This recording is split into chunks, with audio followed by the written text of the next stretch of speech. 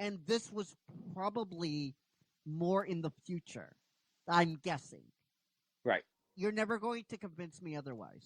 Yeah. You're never going to convince me that he ignores his heritage like this, and he ignores the brutality of Asian gangs, and he just ignores all this kind of stuff.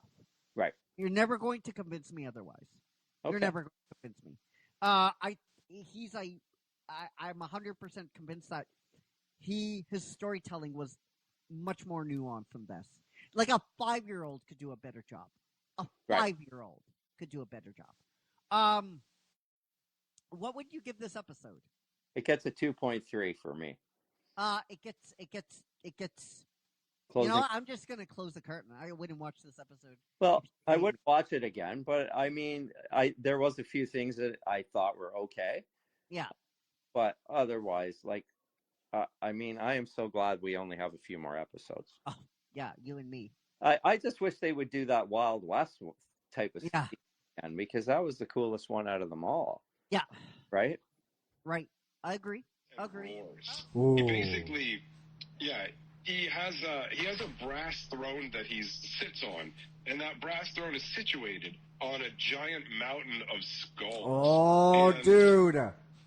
Yeah, all of these skulls of worthwhile people, and the skulls of his own champions even end up there too. So you've got like hundreds of thousands of different species. All their different skulls are piled up below his throne. Oh, and he has dude. this massive sword called Woebringer. Oh And it can my destroy dude, you're speaking my language now. Speak to me about this sword.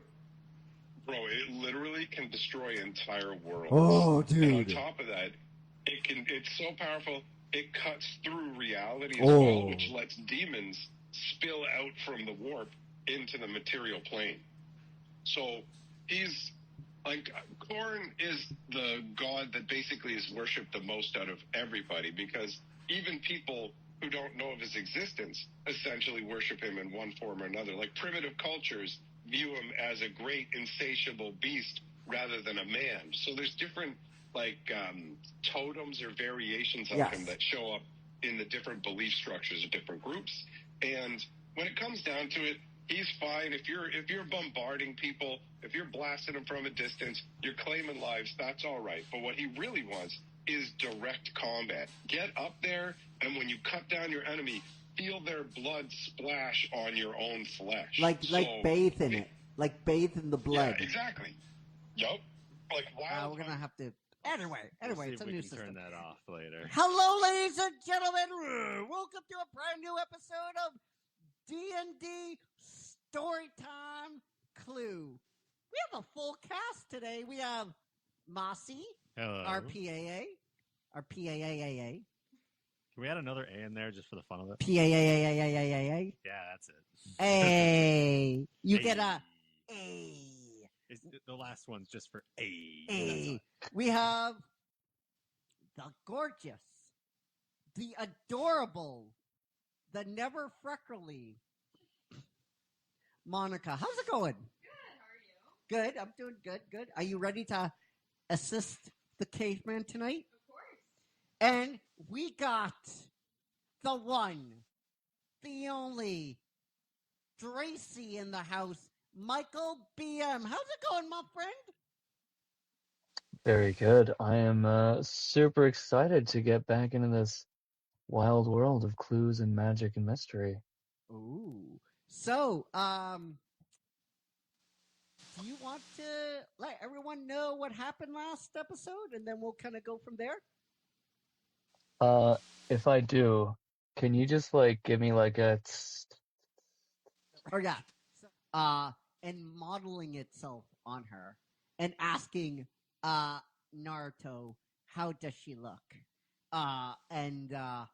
He doesn't have to say anything because his face is a beet red. She goes, I'm glad you like this stuff. And he's like, wait, I didn't. And she starts putting lingerie on his arms, like thongs, bra panties, all that kind of stuff. And Naruto goes, you can't be serious. And she models something again, And she goes, "Oh, I'm dead serious, Naruto. Believe it." And he goes, "Did you just say?" And then she grabs him, and they go back to the store. Warning, this episode may contain loose forms of nudity. Caveman growling aggressively, and words not meant for the ears of young children. Viewer discretion is highly advised. We are not your parents. This is a production of the Must See TV Broadcast Network. Like, share, join. Come along for the ride and join the tribe. And you can do it. We believe in you. Throw those stars. If you're watching us right now on YouTube, then you already know what to do, don't you? Smash that like and subscribe button. The caveman won't bite, not really. A big shout out goes out to Donna AI and Music Mint for the incredible music that is in this episode. All rights are reserved to their proper copyright owners. And if the caveman is ready, and if you are ready, then let's kick this show off. Growl, growl. Caveman's call echoes through the stream. Click that button, join the dream. 45 days, we're live on cue. Reviewing the wild, the weird, the new. Must see TV, it's the vibe. Click subscribe and join the tribe. Laughs and chaos, we've got it all. One big crew answering the call. After shows where stories unfold. Hidden gems and secrets told. Crew's got jokes and little flair. Once you're here, you're staying there. Must see TV, it's the vibe. Click subscribe and join the tribe. Laughs and chaos, we've got it all. One big crew answering the call. From caveman grunts to streaming gold. New adventure, stories bold. Every moment, every beat. Grab your spot. Front row seat.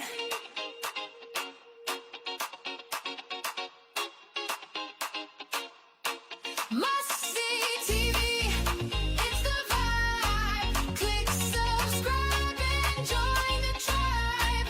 Laughs and chaos, we've got it all. One big crew answering the call.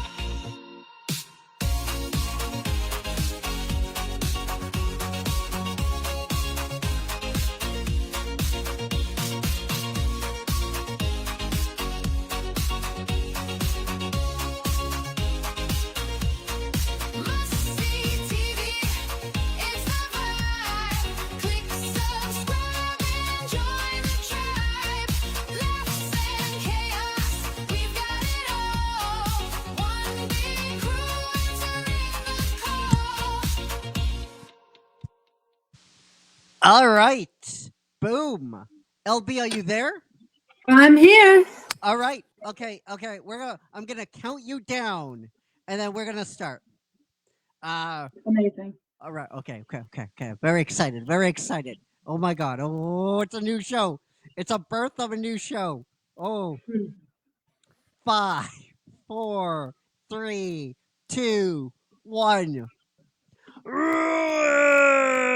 Hello, ladies and gentlemen. Welcome to the premiere, the debut of In Between the Ink. It is finally here. Our beautiful baby boy or girl. We don't judge. It could be a tree. It could be, but we don't judge here. We don't judge. We're very proud of our new show.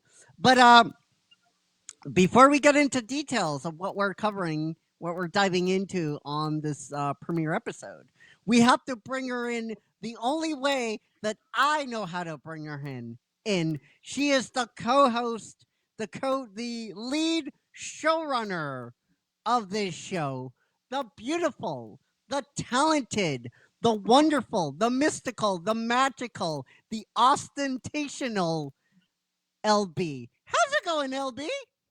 Ostentational. I love it when you make up words for me. It's all right. You know what? I'm a little bit sick. I was worried my voice wasn't going to be quite up to it tonight. But I've been drinking ginger tea for the past 2 days so I could be here. So it's going all right.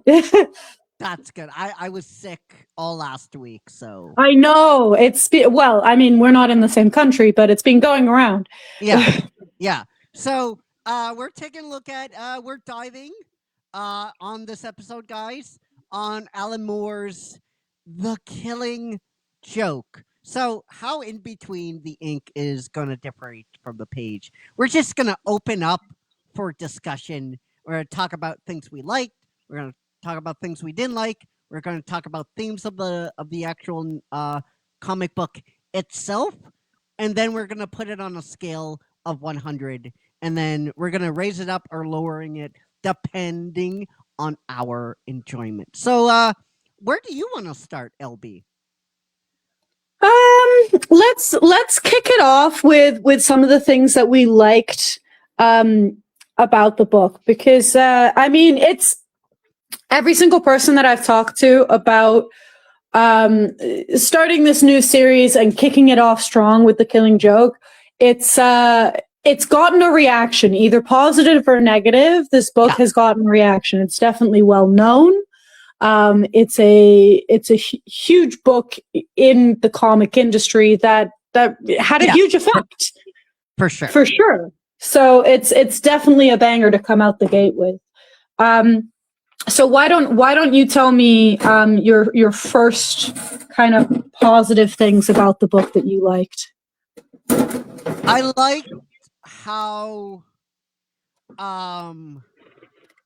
it's a Elseworld Stories. We should just prophesize with onomatopoeia with that. And for those of you that don't know what an Elseworld Stories is, it is something that is a story, but it is non-canon. However, the large majority of comic book fans point to this as definitive origin story of the Joker. And I like how it's not overly explained where he came from. I like the fact that it was just aloof in the way that we got some panels, we got some pages on prior events, and I mean, like he said, some ways he remembers things one way, and some remembers things another way. And I like that. I really do. It helps everyone fill in the blanks. And this comic book does something that, to me, not a lot of comic books seem to do with the Joker. It makes him a sense of it makes him like a character that you're kind of sad about a little bit, right? You're kind of like, man, I'm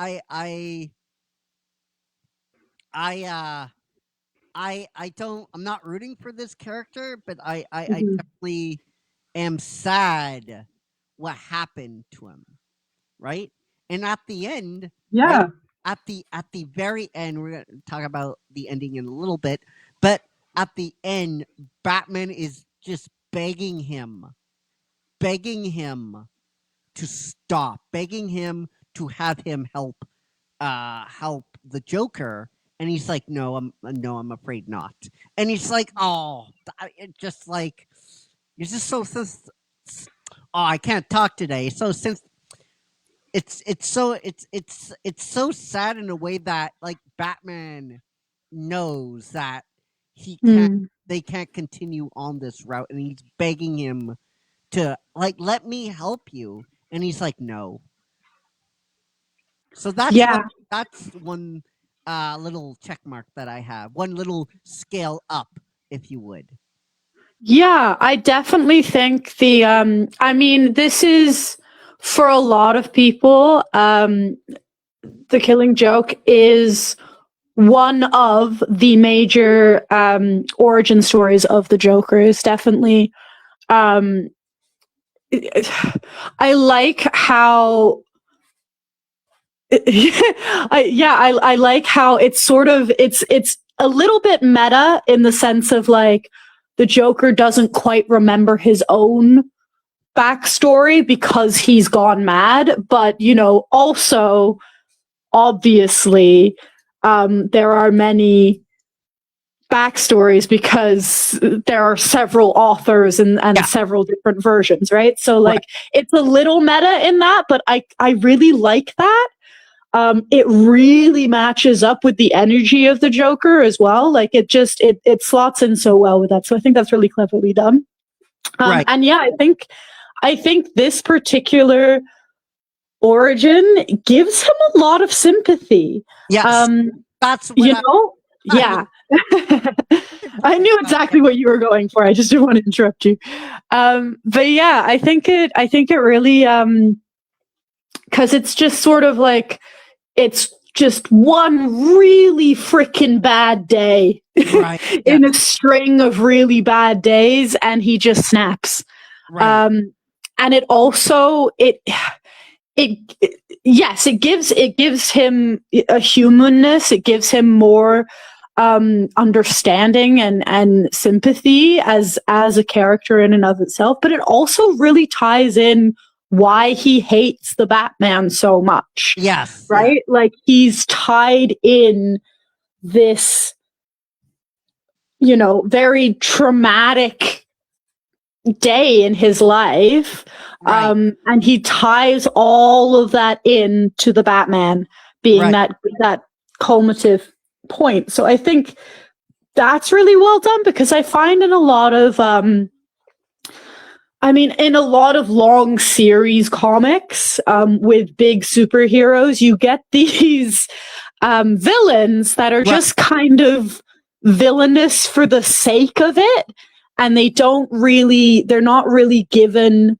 Not to say that there's not lots that are given lots of backstory and that sort of stuff, but like the tie-in to why the Batman and the Joker are constantly on this cyclical journey with one another. So I think that's done really well. I really like that was probably my favorite part of all of this was those flashbacks. Yeah. And was that origin of the Joker for sure. Right. Now, to be clear to everyone, we usually like to tell stories here. And we already touched upon this, but we will not be doing the movie review. There won't be a Curtains of Cinema about the animated movie review because that animated movie wasn't very good. For transparency, there's a weird scene. If people haven't seen the movie, I'm just going to spoil it now. There's a sex scene with Batman and Barbara Gordon on a rooftop. What? Why? Why? Because the movie. Well, obviously, I can give you the answer as to why it was put in, but why? Come on, guys. Yeah. Anyway, we're not reviewing that. We're not doing the thing. We do literary work on this channel. This page. I like how it's so different too from every Batman story. It is so vastly different. I think we get to see another side of Batman that we haven't seen before. And I like the first instance. I like Commissioner Gordon, telling him when he's going into the prison that how we basically that's not what we do here. And talking to him like you would a vigilante. And I don't think that gets brought up enough, right? Like that hasn't explored enough. Like he is a vigilante. He doesn't work with the police. I mean, he No. does, but that doesn't make him. A He doesn't part- work for them. Exactly. Yeah. And I like how we got that adversarial aspect to the Gordon character in the start, one of the like opening pages to the comic book, Mhm. just reprimanding Batman on this stuff, right? I mean, when Yeah. Batman found out that wasn't like the Joker, Gordon's like, no, we don't, you know what we do. That's not what we do. You can't just Yeah. go up and beat an inmate up. So that's another aspect of my skill going up, is that kind of another side to the Gordon character and the Batman character that really Mhm. we should be exploring more in the books. Yeah. And I get it. I get it. But in reality, he is not a superhero. He is still a vigilante. And I think Mhm. this book kind of doesn't touch all the way in that aspect, but enough for it to be to add to this novel. Yeah. Yeah, I mean, I think big kudos on this go to, it's got huge names attached to it, right? Yeah, Like you've got Alan Moore, who is just prolific and incredible writer with lots of awards. And you've got Brian Bolland, the illustrator, who again is huge in the industry. So like, I mean, this work is something that changed the comic book industry for the next, like it had a huge impact on the industry that you're still seeing today. Right. The stylistic choices and sort of the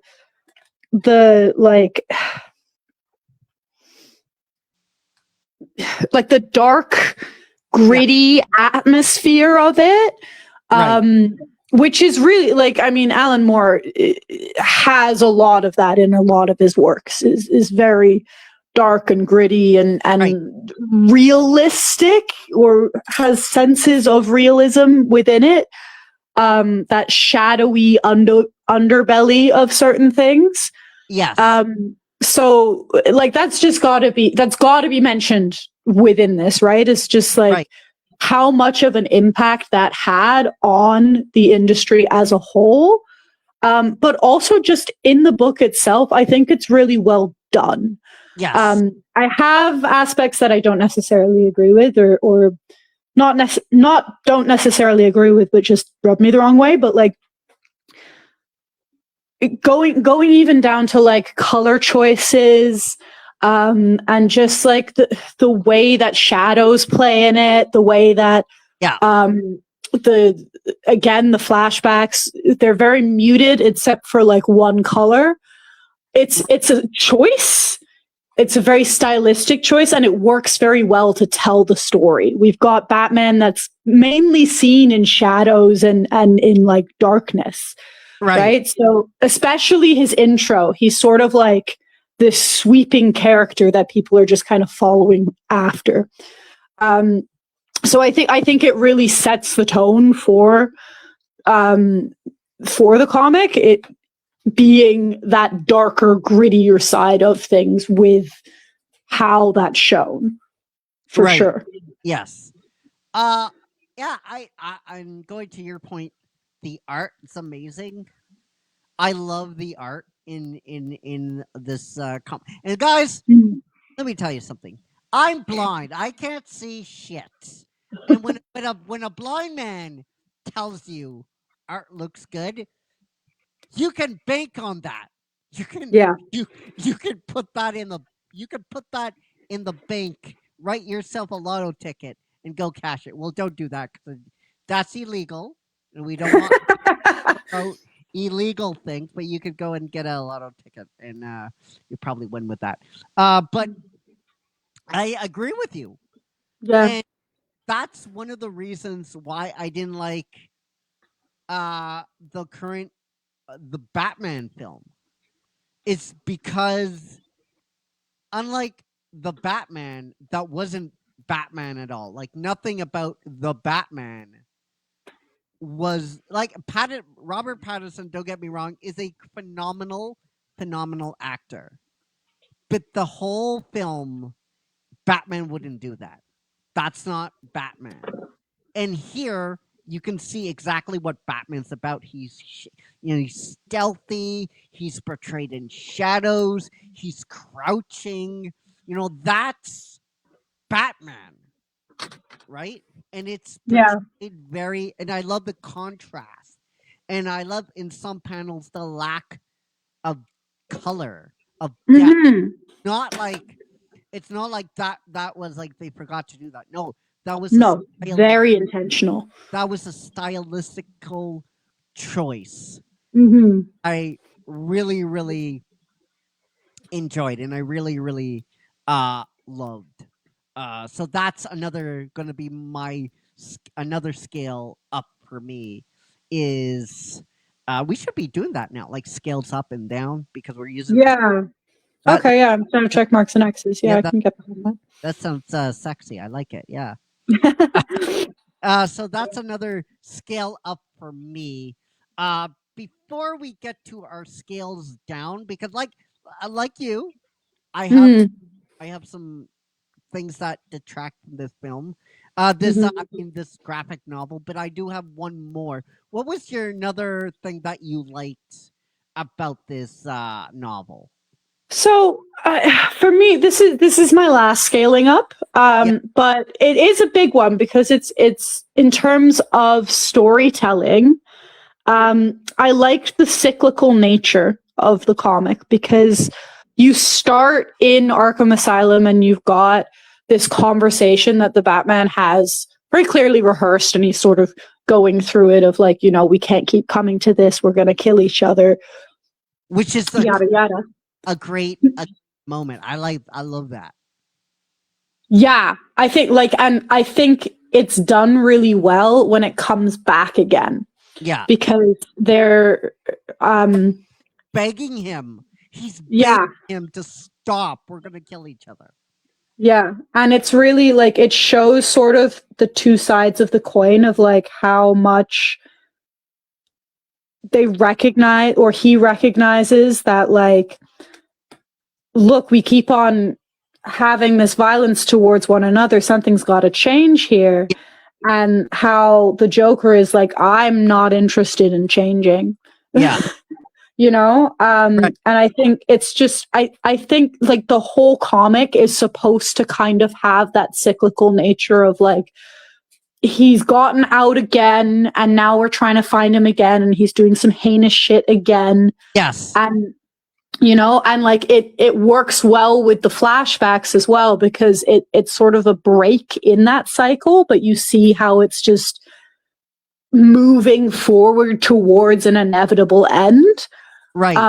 And I think it really gets tied in well when you have that conversation at the beginning and the conversation at the end. Yes. It's done well. And I like that. I like that aspect of it. I don't think it was too heavy-handed. No. It's kind of difficult to judge those things because in comic book terms, sometimes things have to be very spelled out. There's only certain ways to do it. But I liked that aspect of it. I thought it was really good, and I thought it encapsulated how this is a story of, the Batman and the Joker. Yes. So my last scale up is going to be the ending. Okay. Now, spoiler alert for those of you that haven't. Mossy is here. No, Mossy has read the comic book. He's read the graphic. So he's like, this is not going to be anything new to him. But I know what happened. yeah, you know what you know what happens. At the end, Batman, like I said earlier, he's begging him to like let me help you, And he's like, no, I don't think so. But this reminds me of a joke. Yeah. And he says the joke, and something really weird happens. They laugh, and the rain pours down, and it just kind of ends, right? It just kind of Yeah. stops. I liked that ambiguous of what happened. Now, I am going to tell you my theory. And it's like Alan Moore has to like keep it ambiguous, and I want them to keep doing it, because if you give them an answer, everybody answered, then the mystery just falls flat. Mhm. I think Batman kills the Joker. Due to the evidence of what happens in the book, he's begging him to stop. One of us is going to end up killing each other. Please let me help you. And he goes, no. I think Batman kills the Joker. Enough is enough. But we don't know he killed the Joker.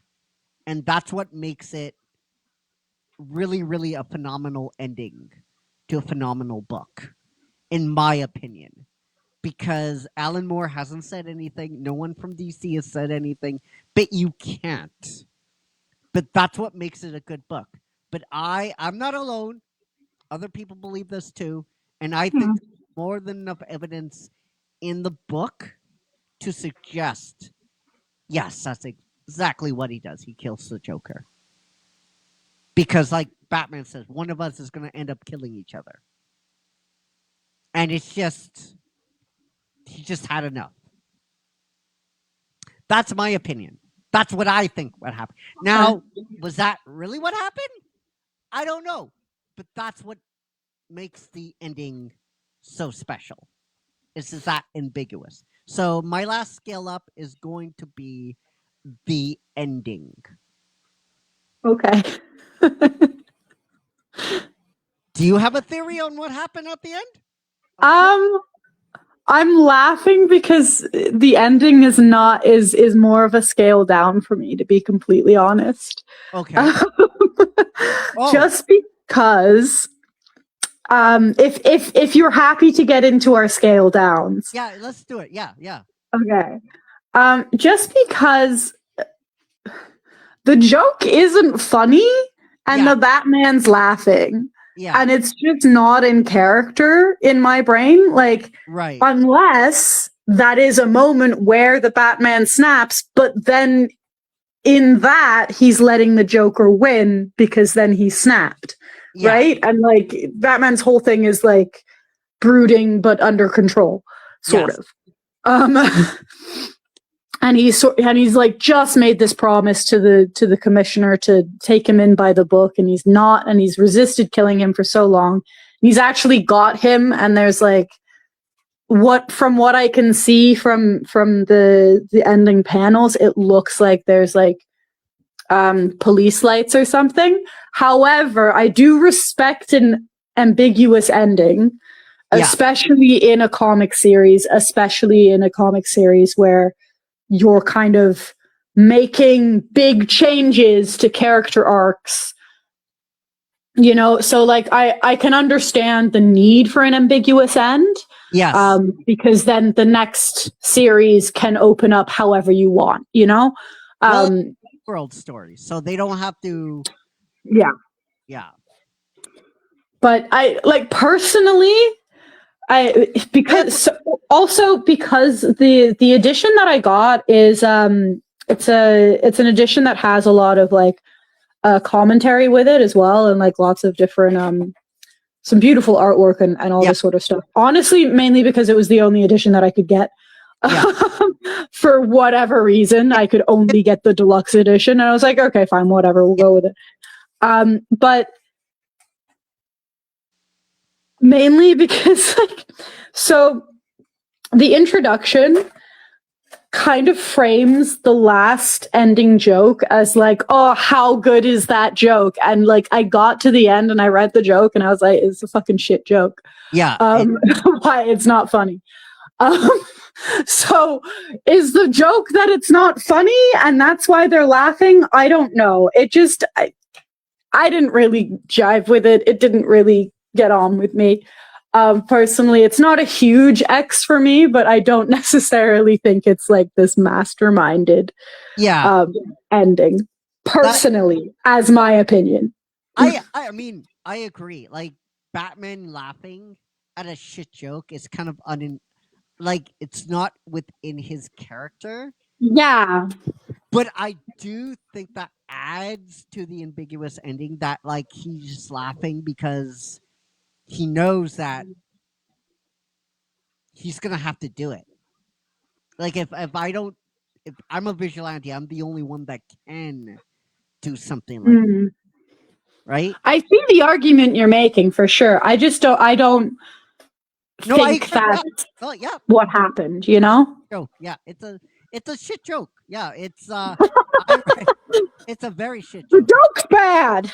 I don't like it. Come on, Joker. Like, you're supposed to be the joke guy. Come on. I mean, his whole thing is that he's a failed comedian, right? So right. It does He's the match up. Oh, jokes are good. That's true. That's fair. Yeah, right. Like, his jokes are not really particularly great in the first place, anyway. So it does line up in that sense. Just why is the Batman laughing? Yeah, doesn't make sense to me. Anyway, moving on. I have another scale down, and it's something that I don't understand why Alan Moore did this. Kind of like a double entendre. It's show don't tell, but they do it twice. So the Joker goes to Barbara's house, shoots her, and then we have this panel of him taking pictures. Yeah. And all that kind of stuff. And then when Gordon gets captured, we're seeing that again. Yeah. I just don't think that was called for. I think I agree. It would be more impactful if you see just the Joker, like the Barbara Gordon opening the door and then the Joker shooting her in the stomach, and then the Joker closes the door. I think that would be more impactful if we got that, like, Gordon at the end when he's going through and he's like looking at all these pictures, and we're looking at those for the first time. Yeah. Horrifying detail. I think that would be more of a gut punch to the reader than to do this twice. So that, for me, that is a big scale down. And honestly, my only scale down.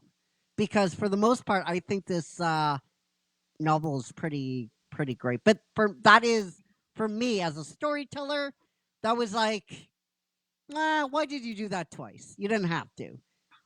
Why did you lessen the impact of that? You didn't have to. So that's my scale down, and I'm gonna pass it to you. Yeah, I have to agree with you on that. That's a big. It's a big one for me, because reading this, and knowing also, like, the sort of the climate of the era. Yes. When this was made, like, women's rights weren't really great, but it's. I agree in terms of, like, the impact as well, right? We've got this sort of, like, horrific thing that happens, and it's really slammed home. I will say, I think it's well done in the terms of, like, nothing explicit is actually shown. Right. So that's at least something. We're given, like, a suggestion of violence. We're given a suggestion of, sexual violence and that stuff, right? So, but it's not explicitly shown, as I know some other comics do. So, like, that's at least something, I guess, but it does feel like it's like, okay, that's something, but why? Why is that necessary? And yeah, if you're really going for this, like, horrific, like, shocking moment for your readers, then keep it to one. You don't need to overplay it. You know, like you can have Barbara waking up in the hospital, you can have all these same things happening, but why do we have a montage of it and then also a montage in the funhouse? I feel like it's a much better impact if we have once, and I think probably that montage in the funhouse is probably a better impact.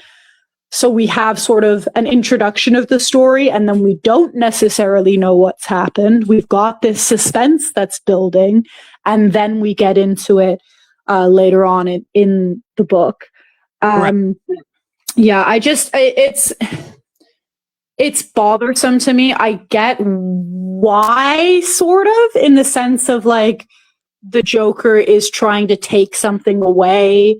He's trying to prove a point. It's senseless violence for the sake of senseless violence. Yes. To, you know, but it is one of those things where it's like, okay, so we have like a grand total of 2 female characters in this, one of whom is a secretary and the other one is a victim.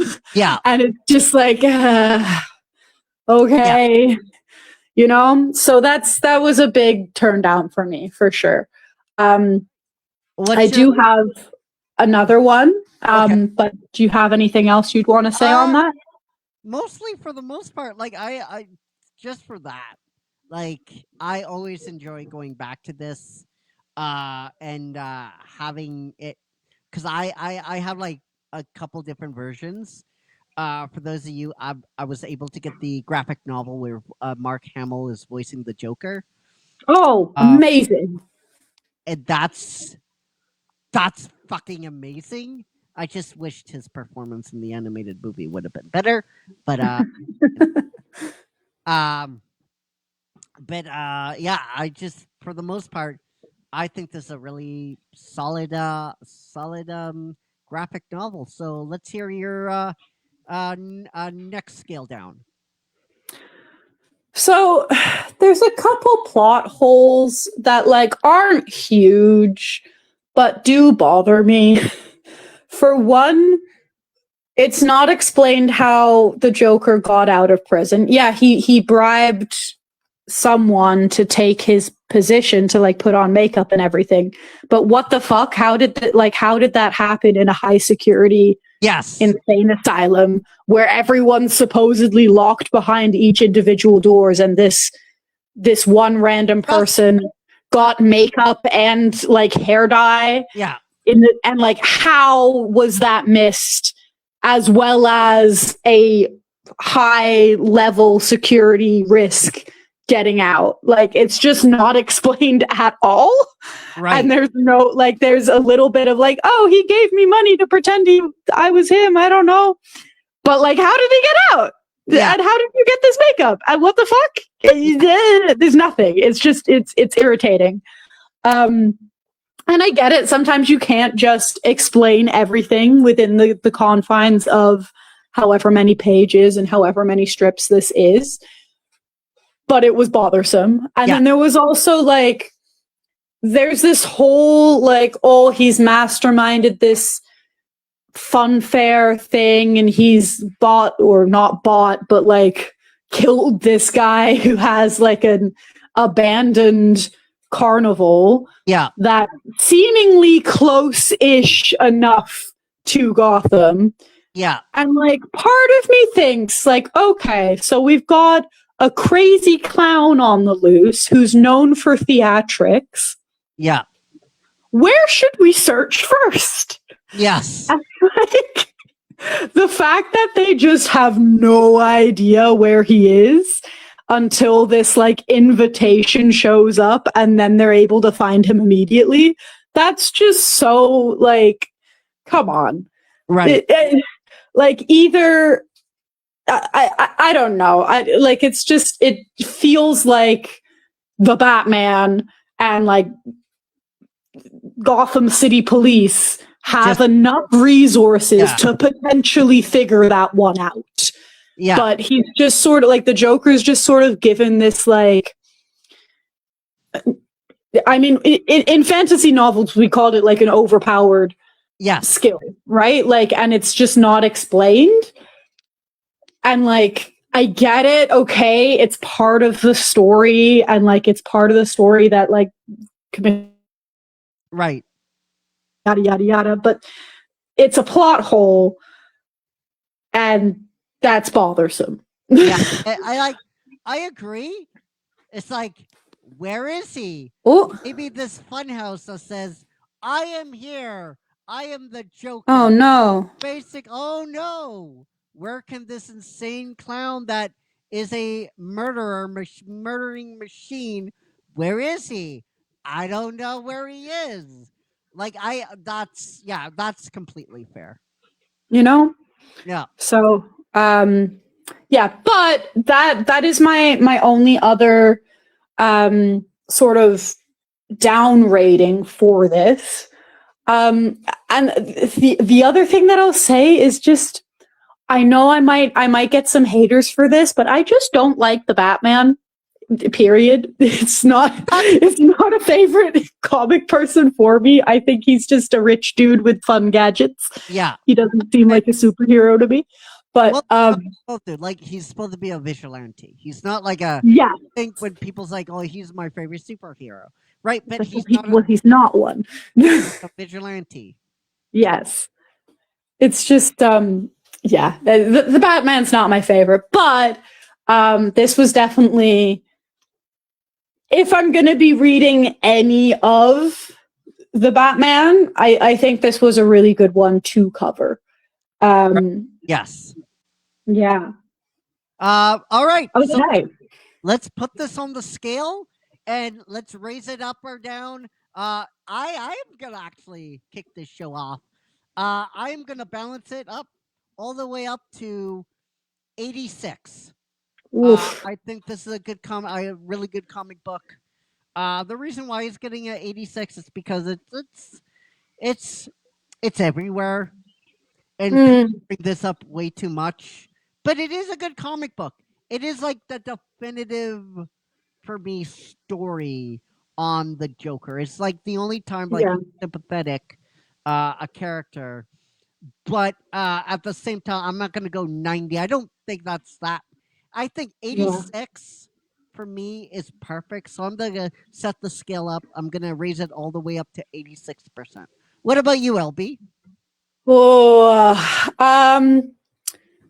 So I'm trying to be really objective with my scale, because I know this is like our first scaling, and I know we're going to need to be sort of coming back to these metrics time and time again. So I know I had like sort of 3 major bonus points and then 2 major non-bonus points, negative points. Yeah. So I think, personally, I think I'm going to put it at like a 72. We're not that off. It's not that. I think I'm being very generous with it. And I think, again, for me, the reason why it's that is because of the impact that it's had on just the story itself. More like a 68 for me, because honestly, I read it. It was interesting. I liked parts of it. I didn't really feel much reading it. It didn't elicit emotion for me. I wasn't invested really in the characters.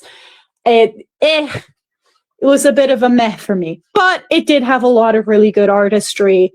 And it's got a lot of impact within the genre as well. So I'm gonna go with that. What did I say? 72, 73? 72. Okay. So I'm gonna say 72, a generous 72 from me. All right. So before we give growls away, because we do have a lot of we have some growls.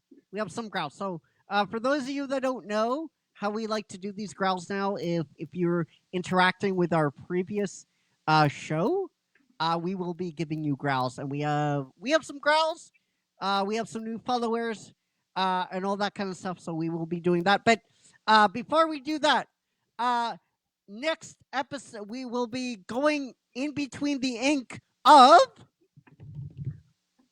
Wayward. Ooh, Wayward.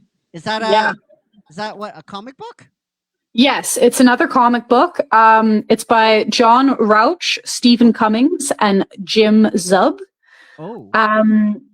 And it's the short description. Rory Lane is trying to start a new life when she reunites with her mother in Japan, but ancient creatures lurking in the shadows of Tokyo sense something hidden deep within her, threatening everything she holds dear. Can Rory unlock the secrets to her power before it's too late? Is that a manga? It's not a manga. It is a comic book. Okay. It has several volumes of it, as many comics do, but we'll just do volume 1. Okay. On a Wayward. All right. Wayward. It sounds really interesting. I've never seen it before. Yeah. And I was sort of trying to search up some ones through sort of different links that I know that you can access and things that I can access. And it seems interesting. It seems really cool. So I'm intrigued. All right. Wayward issue 1 sounds really, really great, really cool. So before we wrap up things, Mossy, we have some growls to do, and so let's do it, my friend. All right. So coming in first, we've got a familiar name. It's Jonathan Lotz. Jonathan Lotz, my friend, you are absolutely fucking insane. Thank you for watching. Thank you for following. I appreciate you. And from us to you, you got a great big bad caveman. All right, and next, okay, so we got 3 names that I am probably going to pronounce wrong. Okay. So I'm sorry in advance. So up first, we got Remio Kurdi. Remio Kearney. I'm going to butcher that too. From us to you, you got a great big bad caveman. All right, next we've got Kamel Hasmel. Kamel Hasmel. From us to you, you got a great big bad caveman. And last but not least, we have Haji Abdurrahman. Haji, I'm not going to pretend to pronounce that. So, my friend, from us to you, you got a great big bad caveman. So, guys, we will see you. That will do it for the first episode of In Between the Ink. Let us know what you thought down below in the comment section. And we will be back on Thursday for the season premiere of Planeswalking the Multiverse Fallout. So until then, take care, be safe, be well, and we love you all! 30,000 plus, and may the Schwartz be with you. Peace.